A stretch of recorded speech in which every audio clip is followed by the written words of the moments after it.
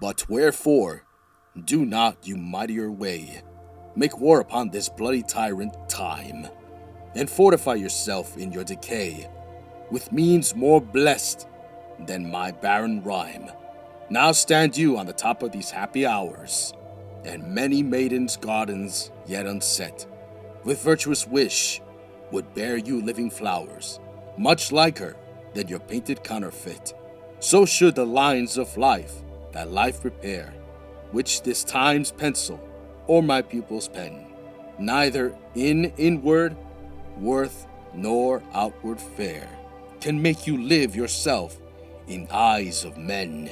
To give away yourself keeps yourself still, and you must live drawn by your own sweet skill.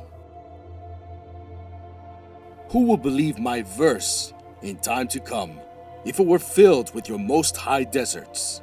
Though yet, heaven knows, it is but as a tomb, which hides your life and shows not half your parts. If I could write the beauty of your eyes, and in fresh numbers number all your graces, the age to come would say, this poet lies. Such heavenly touches never touched earthly faces. So should my papers, yellowed with their age, be scorned like old men of less truth than tongue, and your true rights to be termed a poet's rage, and stretched meter of an antique song.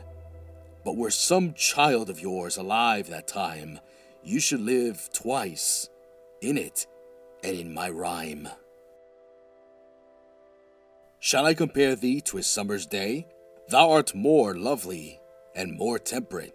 Rough winds do shake the darling buds of May, and summer's lease hath all too short a date.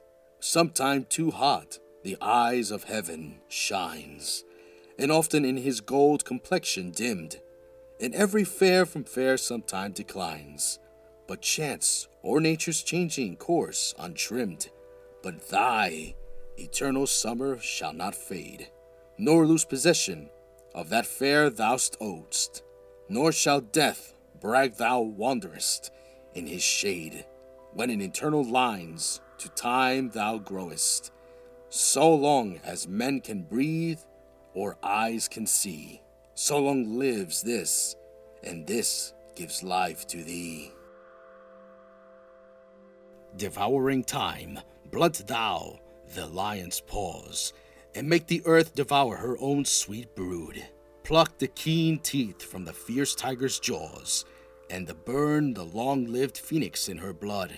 Make glad and sorry seasons as thou fleetest, and do whatever thou wilt, swift-footed time, to the wide world and all her fading sweets.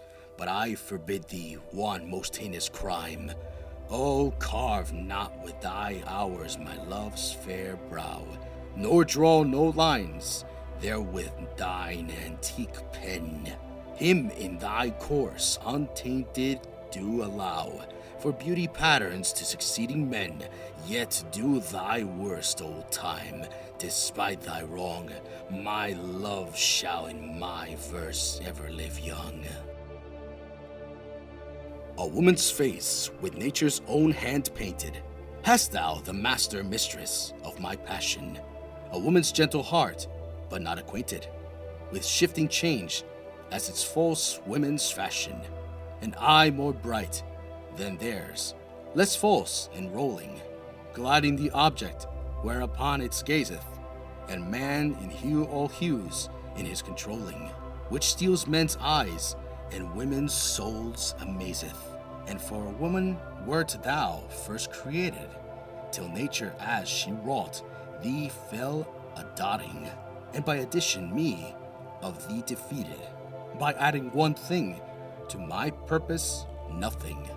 But since she pricked thee out for women's pleasure, mine be thy love, and thy love's use their treasure.